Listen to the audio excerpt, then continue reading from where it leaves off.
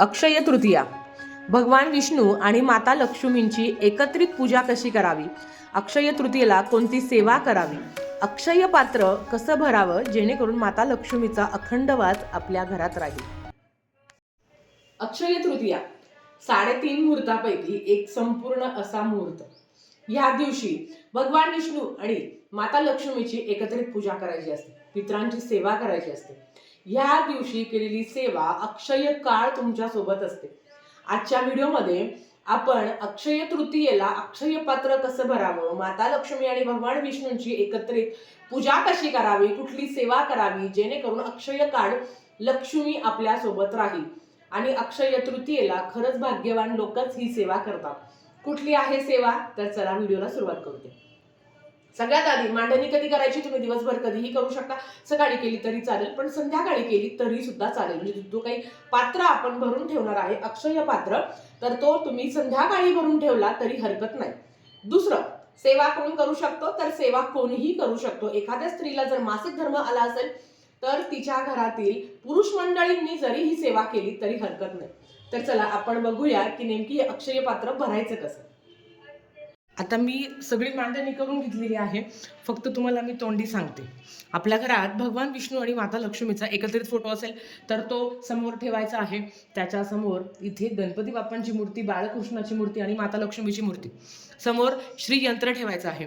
लक्षात घ्या, ही मांडणी जर तुम्ही देवघरातच करणार असेल तर मग तुम्हाला काहीच नाही, फक्त तुम्हाला कलशाची स्थापना करायची आहे. पण आता मला तुम्हाला व्हिडिओ करून दाखवायचा आहे, म्हणून मी तुम्हाला सविस्तर सांगते. सर्वप्रथम आपल्या देवघरात माता लक्ष्मी भगवान विष्णूंचा फोटो नसेल तर तो आवर्जून खरेदी करावा आणि ह्या दिवशी तुम्ही देवघरात स्थापन करू शकता. त्याच्याबरोबर प्रत्येकाच्या देवघरात गणपती बाप्पा, बाळकृष्ण, माता लक्ष्मीची मूर्ती असेलच.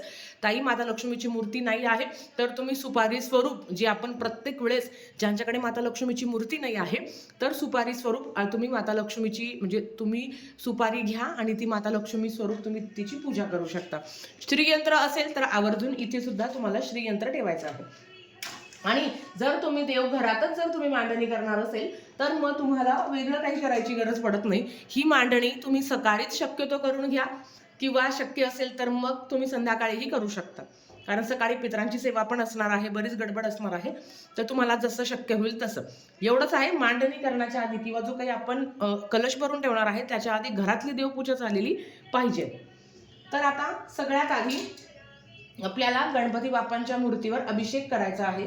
लक्षात घ्या, जर तुमची देवपूजा झालेली असेल तर तुम्हाला हे सगळं करायची गरज नाही आहे, पण आता मला व्हिडिओ करून दाखवायचा आहे म्हणून तुम्हाला सांगते. ओम गण गणपतये नमः, ओम गण गणपतये नमः, ओम गण गणपतये नमः, ओम गण गणपतये नमः, ओम गण गणपतये नमः, ओम गण गणपतये नमः, ओम गण गणपतये नमः. असं तुम्हाला 11 किंवा 21 वेळा गणपती बाप्पांच्या मूर्तीवर अभिषेक घालून तुम्हाला गणपती अथर्व शीर्षमचं पठण करायचं आहे. ते करून झाल्यावर गणपती बाप्पाची मूर्ती स्वच्छ तामणातून काढून ती पुसून घ्यावी आणि ती जागेवर ठेवावी. हे सगळं करत असताना ओम गण गणपती नमः, ओम गण गणपती नमः या मंत्राचा मंत्र जप करावा. नंतर हळद कुंकू अक्षदा गणपती बाप्पांना अष्टगंध लावून घ्या. धूप दीप ओवाळायची आहे आपल्याला. आणि ओम गण गणपते नमः, ओम गण गणपते नमः, वक्रतुंड महाकाय सूर्यकोटी समप्रभ निर्विघ्नं कुरु मे देव सर्व कार्येषु सर्वदा. असा मंत्र जप करून गणपती बाप्पांना प्रार्थना करायची आहे. असेल लाल फूल तर आवर्जून गणपती बाप्पांना अर्पण करावं. ही झाली गणपती बाप्पाची पूजा. आता दुसरं आहे तर आपल्याला बाळकृष्णाच्या मूर्तीवर अभिषेक करायचा आहे. जर तुमच्या घरात भगवान विष्णूंची मूर्ती असेल तर आवर्जून भगवान विष्णूंच्या मूर्तीवर तुम्हाला अभिषेक करायचा आहे. आता बाळकृष्णाच्या मूर्तीवर अभिषेक करत असताना कमीत कमी 1 वेळा तरी पुरुष सूक्तमचं पठण करावं. ज्यांना ते करणं शक्य होत नाही त्यांनी काय करावं, ओम नमो भगवते वासुदेवाय नमः, ओम नमो भगवते वासुदेवाय नमः, ओम नमो भगवते वासुदेवाय नमः, ओम नमो भगवते वासुदेवाय नमः, ओम नमो भगवते वासुदेवाय नमः. ह्या दिवशी आपल्याला माता लक्ष्मी आणि भगवान विष्णू यांची एकत्रित पूजा करायची असते. म्हणून शक्यतो 108 वेळा तुम्हाला ओम नमो भगवते वासुदेवाय नमः या मंत्राचा मंत्र जप करायचा आहे. आता बाळकृष्णाला आपण धूप दीप अगरबत्ती गंध फूल अक्षदा अर्पण करावी. हे सगळं करत असताना ना बाळकृष्णांना प्रार्थना करायची की हे बाळकृष्ण, मी तुम्हाला धूप अर्पण करत आहे, हे बाळकृष्ण मी तुम्हाला फूल अर्पण करत आहे, असं मनातल्या मनात तुम्हाला प्रार्थना करायची आहे. आता हे करून झाल्यावर तुम्हाला बाळकृष्णाला आपल्याला तुळशीपत्र सुद्धा अर्पण करायचे आहे. मग हे तुम्ही आता करू शकता किंवा तुम्ही नंतर करा, सगळी पूजा झाल्यावर, कारण भगवान विष्णू आणि माता लक्ष्मीची आपल्याला एकत्रित पूजा करायची असते. आता मी तुम्हाला इथे फक्त अर्पण करून दाखवते. ओम नमो भगवते वासुदेवाय नमः. ओम नमो भगवते वासुदेवाय नमः. आता तुळशीपत्र अर्पण करत असताना ओम नमो भगवते किंवा विष्णू सहस्रनामावली, भगवान विष्णूंचे 1000 नावं ह्या दिवशी आवर्जून पठण करावे. कारण ह्या दिवशी केलेलं फळ हे अक्षय काळ आपल्यासोबत असतं, केलेली सेवा ही अक्षय काळ आपल्यासोबत असते. म्हणून शक्य असेल तर विष्णू सहस्रनामावली याचं पठण आवर्जून करावं.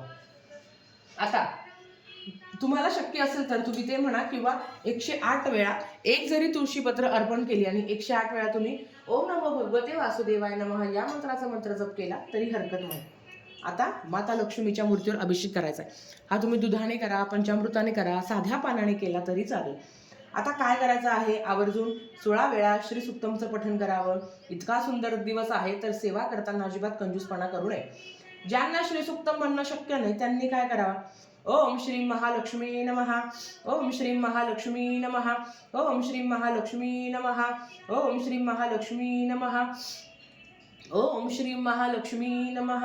ओम श्री महालक्ष्मी नमः. ओम श्री महालक्ष्मी नमः. ओम श्री महालक्ष्मी नमः. ओम श्री महालक्ष्मी नमः. किंवा तुम्हाला जर महालक्ष्मीचे 108 नावं माहिती असेल तर ते तुम्ही पठण करू शकता. हे तुम्हाला भगवान विष्णू आणि माता लक्ष्मीच्या मूर्तीवर अभिषेक करताना एकतर 16 वेळा श्री सुक्तम म्हणा किंवा 108 वेळा तुम्हाला महालक्ष्मीचे नावं घ्यायचे आहे. हे सगळं करत असताना हे महालक्ष्मी माते, मी तुला हळद कुंकू अक्षदा अर्पण करत आहे. हे महालक्ष्मी माते, मी तुला धूप दीप अक्षदा अर्पण करत आहे, अशी प्रार्थना करायची. आणि माता लक्ष्मीला लाल फूल असेल तर ते अर्पण करावं, नाहीतर मग जे तुमच्या घरात असेल ते अर्पण करावं. मग फूल आहे किंवा हार आहे, गुलाबाचं फूल आहे, ते तुम्ही अर्पण करू शकता. आता माझ्याकडे गजरा आहे तर मी माता लक्ष्मीला गजरा अर्पण करून घेते. ओम श्री महालक्ष्मी नमः. ओम श्री महालक्ष्मी नमः. ओम श्री महालक्ष्मी नमः. ओम श्री महालक्ष्मी नमः. आता जो फोटो आहे आपल्याकडे तो सुद्धा तुम्ही व्यवस्थित स्वच्छ करावा. ओम नारायणाय विद्महे वासुदेवाय धीमहि तन्नो विष्णू प्रचोदयात. ओम नारायणाय विद्महे वासुदेवाय धीमहि तन्नो विष्णू प्रचोदयात. ओम नारायणाय विद्महे वासुदेवाय धीमहि तन्नो विष्णू प्रचोदयात. ओम नारायणाय विद्महे वासुदेवाय धीमहि तन्नो विष्णू प्रचोदयात. ओम नारायणाय विद्महे वासुदेवाय धीमहि तन्नो विष्णू प्रचोदयात. आता भगवान विष्णूंना पण आपल्याला अष्टगंध लावून घ्यायचा आहे. ओम नमो भगवते वासुदेवाय नमः. ओम नमो भगवते वासुदेवाय नमः. ओम नमो भगवते वासुदेवाय नमः. या पद्धतीने आता ही झाली आपली पूजा करून. नक्कीच ह्या दिवशी आपल्याला जे काही आपल्याकडे श्री यंत्रम आहे त्याला सुद्धा आपल्याला त्या श्री यंत्राला सुद्धा आपल्याला अभिषेक करून घ्यायचा आहे. मग आता श्री यंत्रावर अभिषेक करताना काय म्हणायचं, तर ओम श्री महालक्ष्मी नमः. ओम श्री महालक्ष्मी नमः ह्या मंत्राचा मंत्र जप केला तरी हरकत नाही. आता सगळ्यात महत्त्वाचं येतं की अक्षय पात्र कसा भरून ठेवायचा. खूप सोपं आहे, पण ही सेवा खूप सुंदर आहे. आता बऱ्याच लोक कुंचमची वगैरे सेवा करतात, त्यांच्यासाठी हे सोपं आहे कारण ते नेहमी करतात, पण पद्धत थोडीशी वेगळी आहे. आता अक्षय पात्रामध्ये आपल्याला अक्षता घ्यायच्या आहे, ज्या सगळ्या अखंड असाव्या या पद्धतीने. आता हे कसं करायचं तुम्हाला सांगते. सर्वप्रथम एक तांब्याचा तुम्ही तांब्या घ्या. तांब्याचा असेल, चांदीचा असेल, पितळी असेल, तुम्ही तो घेऊ शकता. किंवा तुमच्याकडे जे आपल्याकडे सुगड आहे, आपण संक्रांतीला बोळके म्हणून पुजतो, ती छोटीशी सुगड घेतली तरी हरकत नाही. हाच धातू पाहिजे तोच धातू पाहिजे असं अजिबात नाही. आता काय करायचं आहे, हा जो आहे आपला अक्षय पात्र, याला आपल्याला 5ही बाजूंनी आधी हळद कुंकवाच्या रेषा काढून घ्यायच्या आहे. आणि सगळं करत असताना ओम श्री महालक्ष्मी नमः, ओम श्री महालक्ष्मी नमः, ओम श्री महालक्ष्मी नमः, ओम श्री महालक्ष्मी नमः, या पद्धतीने मंत्रजप करायचा आहे. आता 2 विड्याची पानं घ्या किंवा खाली फक्त तुम्ही अक्षता ठेवल्या आणि त्याच्यावर मांडणी केली तरी चालेल, पण मी ते 2 विड्यांची पानं घेते. ठीक आहे, ह्या पद्धतीने करायचं आहे. आता अक्षय पात्र, हे जे पात्र आपण भरून ठेवणार आहे हे सुद्धा अक्षय काळ आपल्या सोबत राहू दे. घरात धनधान्याची कधीही कमतरता भासू नये, आपल्या घरातही सुख समृद्धी समाधान नांदू दे, ह्याच मनात भाव ठेवून आपल्याला हा अक्षय पात्र भरायचा आहे. मी आधीच तुम्हाला सांगते ताई, आमच्याकडे करत नाही, सेवा करून काहीही वाईट होत नाही, आमच्याकडे कधी कोणी केलेलं नाही आहे. तुम्ही करा, याने काही वाईट होणार नाही. होईल तर नक्कीच तुमचं चांगलं होईल. आता मी इथे थोडासा गजरा अर्पण करून घेते, गजरा मी लावून घेते, तुमच्याकडे फुलं असेल तर ते पण तुम्ही इथे अर्पण करू शकता. त्याच्या आधी अक्षय पात्र भरल्यावर आपल्याला काय करायचं आहे, आता हा जो अक्षय पात्र तो भरून ठेवला आहे, पण हे भरल्यावर पण माता लक्ष्मीला ज्या काही प्रिय वस्तू आहे ना त्या सुद्धा आपल्याला अर्पण करायच्या आहे. आता इथे मी हळद कुंकू अक्षता अर्पण केली. माता लक्ष्मीला काय प्रिय आहे तर बघा, कवड्या. तुमच्याकडे कुठली पण कवडी असेल, पिवळी कवडी असेल किंवा पांढरी कवडी असेल, कवडी आपल्याला माहिती आहे सारीपाठाच्या खेळामध्ये सुद्धा कवड्यांचा वापर केला जायचा. आधीच्या काळी चलन म्हणून सुद्धा कवड्यांचा वापर केला जायचा. आजही माता लक्ष्मीला प्रिय आहे कवडी, म्हणून सगळ्यात आधी एक कवडी तुम्हाला ठेवायची. आता तुम्हाला ही कवडी जी आहे ती तुम्ही पांढरी घ्या किंवा पिवळी घ्या, तुमची इच्छा. याला लक्ष्मी कवडी, काही ठिकाणी विष्णू कवडी म्हणतात, अशी ही कवडी आहे. ही सुद्धा खूप महत्त्वाची मानली गेली आहे. हे तुम्हाला कुठल्याही धार्मिक दुकानात मिळेल. ही तुम्हाला एक ठेवायची आहे. हळकुंड, ज्याला आपण लेकुरवाळी हळकुंड म्हणतो, असं हळकुंड तुम्हाला एक ठेवायचा आहे. आता हळदीचा कलर हा पिवळा असतो, जो बृहस्पती देवांशी संबंधित आहे. त्याच्याबरोबर जे तांदूळ आहे जे पांढरे शुभ्र आहे, जे शुक्राचं प्रतीक मानलं गेलं आहे, जे माता लक्ष्मीशी संबंधित आहे. तुमच्याकडे जर गोमती चक्र असेल तर ते तुम्ही ठेवू शकता. लवंग असेल तुमच्याकडे, एक तरी लवंग तुम्ही ठेवण्याचा प्रयत्न करा. हे सगळं म्हणत असताना, हे सगळं करत असताना काय करायचं, ओम श्री महालक्ष्मी नमः, ओम श्री महालक्ष्मी नमः, ओम श्री महालक्ष्मी नमः. जर तुमच्याकडे लाल गुंजा असेल ते पण ठेवावा. ओम श्री महालक्ष्मी नमः, ओम श्री महालक्ष्मी नमः, ओम श्री महालक्ष्मी नमः. आता हे झाल्यावर आपल्याला जर तुमच्याकडे सोन्याची चांदीची एखादी वस्तू असेल तर ती तुम्हाला ठेवायची आहे. ओम श्री महालक्ष्मी नमः, ओम श्री महालक्ष्मी नमः. आणि 1 रुपया. आता याला आपण चिल्लर म्हणतो. ज्या काही नोटा आहे त्या जरी त्याची रक्कम मोठी असली पण खरी लक्ष्मी ही आहे. घरातून बाहेर पडताना तुमच्याकडे कितीही नोटांचा बंडल असला तरी 1 रुपयाचा कॉईन, 5 रुपयाचा कॉईन तुमच्याकडे असावाच, कारण हीच लक्ष्मीला आकर्षित करत असते. म्हणून हा 1 रुपयाचा कॉईन तुम्हाला ठेवायचा आहे. या पद्धतीने आता काही लोक याच्यावर माता लक्ष्मीची मूर्ती ठेवतील किंवा तुम्ही 500ची नोट ठेवू शकता, किंवा तुमच्याकडे जर शिक्का असेल, चांदीचा शिक्का असेल तो पण तुम्ही ठेवू शकता, यथाशक्ती.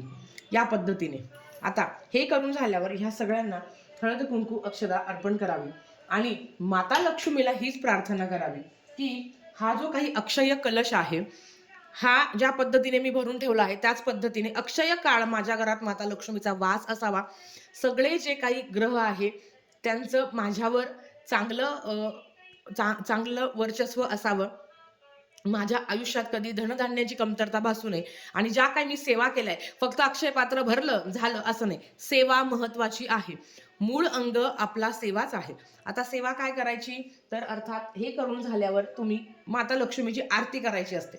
आता बऱ्याच वेळा असं म्हणतात की माता लक्ष्मीची आरती नाही करायची कारण लक्ष्मी निघून जाईल.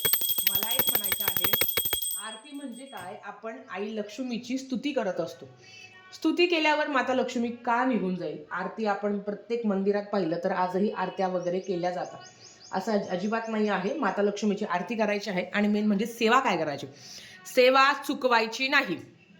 आता सेवा काय करायची बघा. आता ही सगळी पूजा करून झाल्यावर तुम्ही नाही ना काही, तुम्ही फक्त जो काही आपल्याकडे दूध आणि साखर आहे याचा नैवेद्य दाखवला माता लक्ष्मीला तरी चालेल. इथे तुम्हाला नैवेद्य दाखवून घ्यायचा आहे. नैवेद्य दाखवून झाल्यावर आता तुम्हाला मी सेवा सांगते. सेवा काय करायची. 16 वेळा श्री सुक्तम. जर 16 वेळा श्री सुक्तम सांगितलं आहे तर आपल्याला 16 वेळा श्री सुक्तमचं पठण करायचं आहे. त्याच्याबरोबर 16 वेळा व्यंकटेश स्तोत्र. माता लक्ष्मी आणि भगवान विष्णूंची जर एकत्रित आपल्याला सेवा करायची असेल तर व्यंकटेश स्तोत्रम सुद्धा 16 वेळा म्हणायचं आहे. 16 वेळा श्री सुक्तम, 16 वेळा व्यंकटेश स्तोत्रम, 16 वेळा बरं का, 16 माळी नाही, 16 वेळा विष्णू गायत्री, 16 वेळा लक्ष्मी गायत्री, 16 वेळा कुबेर मंत्र. हे सगळे मंत्र 16 वेळा म्हणायचे आहे. एक माळ आपल्याला श्री स्वामी समर्थ मंत्राची म्हणायची आहे आणि 16 वेळा नवरानो मंत्राचं पठण करायचं आहे. त्याच्याबरोबर महालक्ष्मी अष्टकमचं पठण करायला विसरू नका. 16 वेळा शक्य असलं तर महालक्ष्मी अष्टकमचं पठण करा. या सगळ्या सेवा 16 वेळा करायच्या आहेत. याचं कारण तुम्हाला सांगते. 16 हा जो अंक आहे ना, याचं महत्त्व आहे. माता लक्ष्मीच्या सेवेमध्ये 16 अंकाचं महत्त्व आहे. म्हणून ह्या सेवा तुम्हाला सगळ्या 16 वेळा करायच्या आहे. महालक्ष्मी अष्टकम, धनवृद्धीसाठी महालक्ष्मी अष्टकम खूप महत्त्वाचं आहे. बघा, ह्या पद्धतीने मांडणी करायची आहे. मांडणी जर तुम्ही देवघरातच जर करणार असेल तर दुसरं काही करायची गरज नाही. फक्त हे पात्र तुम्हाला भरून ठेवायचं आहे. आता हे जे अक्षय पात्र आहे याचं नंतर काय करायचं तुम्हाला सांगते. सोमवारी म्हणजे दुसऱ्या दिवशी जे काही फुलं आहे ते तुम्ही निर्माल्यात काढून ठेवा. तुम्ही सेपरेट मांडणी केली तरी चालतं किंवा देवासमोर केलं तरी हरकत नाही. जे काही फुलं आहे ते तुम्ही निर्माल्यात काढून ठेवा. जो काही तांदूळ तुम्ही घेतला आहे हा तांदूळ आपल्या धान्यात तसाच ठेवून द्यायचा आहे. जे काही वस्तू तुम्ही इथल्या काढल्या म्हणजे याच्यात वापरल्या होत्या, मग त्याच्यामध्ये कवडी आली, हळकुंड आलं किंवा लक्ष्मी आली म्हणजे पैसे आले, गोमती चक्र आले, हे सगळे तुम्ही तुमच्या जागेवर ठेवून द्यायचे आहे. आणि जे काही तुम्ही याच्यामध्ये तांदूळ वापरले आहे तर हे तांदूळ तुम्ही खाण्यासाठी घेऊ शकता. हा जो कलश आहे हा नंतर तुम्ही तुमच्या जागेवर म्हणजे धुवून स्वच्छ तुम्ही जागेवर ठेवू शकता. सकाळी मांडणी करणार असेल तर लगेच हा प्रसाद तुम्ही संध्याकाळी खाऊ शकता, कारण दूध खराब होतं. किंवा दुसरं काहीतरी गोड तुम्ही माता लक्ष्मीला अर्पण करणार असेल तर ते अर्धा पाऊण तासाने तुम्ही लगेच खाऊ शकता. बाकीची जी मांडणी आहे, ज्या काही वस्तू आहे त्या आपापल्या जागी तुम्ही ठेवून देऊ शकता. ह्या पद्धतीने आपल्याला मांडणी करायची आहे. माता लक्ष्मीची कृपा तुमच्या आमच्यावर राहू दे. प्रत्येकाच्या घरात माता लक्ष्मीने हसत खेळत राहू दे. प्रत्येकाच्या मुलाबाळांना सुखात ठेवू दे. हीच माता लक्ष्मी चरणी, भगवान विष्णू चरणी प्रार्थना करते. आणि आजचा व्हिडिओ इथे थांबवते. आवडला असेल तर लाईक, शेअर, सबस्क्राईब करा. भेटूया परत अशाच एका नवीन व्हिडिओ सोबत. तोपर्यंत श्री स्वामी समर्थ.